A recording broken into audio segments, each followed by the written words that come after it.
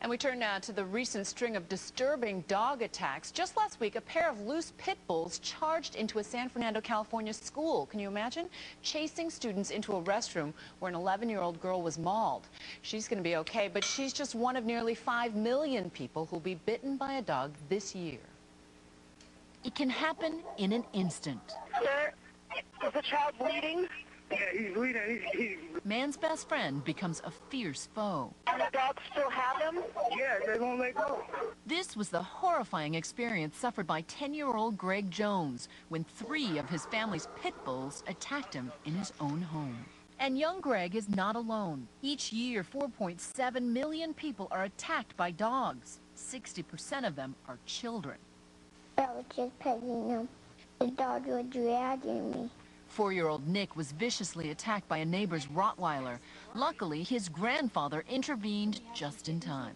He just kept pounding on it, and all of a sudden, the dog's jaws gave a little bit. While Nick heals, his angry parents confront the dog's owner. There's no fence! There's no leash! See that?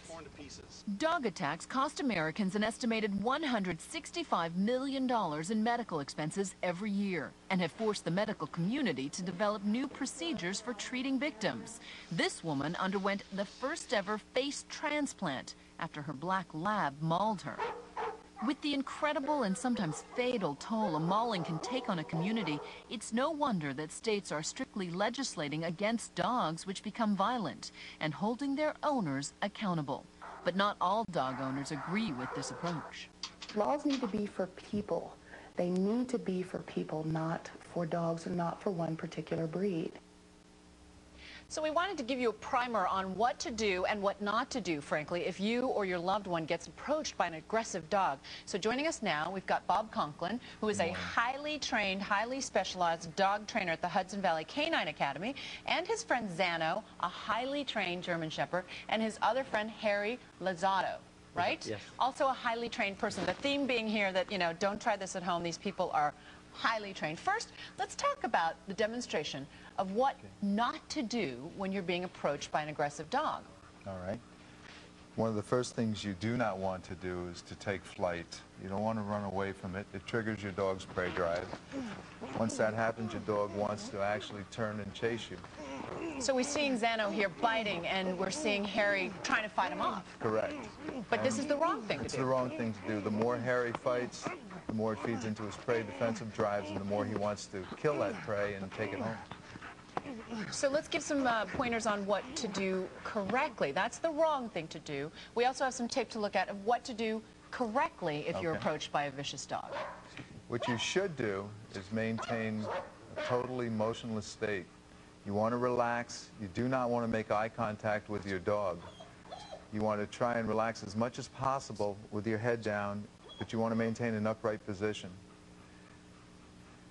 You see Harry right now, if the dog comes in to attack him, what would wind up happening, Harry's going to try and cover his eyes, his ears, vital organs, so if the dog does bite him, at least the rib cage can protect him. And Harry, your elbows are in like that for a reason, right? What's They're that? in that way. Just keep the dog from coming in, grabbing your chest, grabbing your stomach area, keeping Protecting your all those vital organs. Yeah, right. protected. So what do we do? I mean, we were talking about how 60% of dog attacks happen on children. What happens if, God forbid, your dog or a dog attacks your child?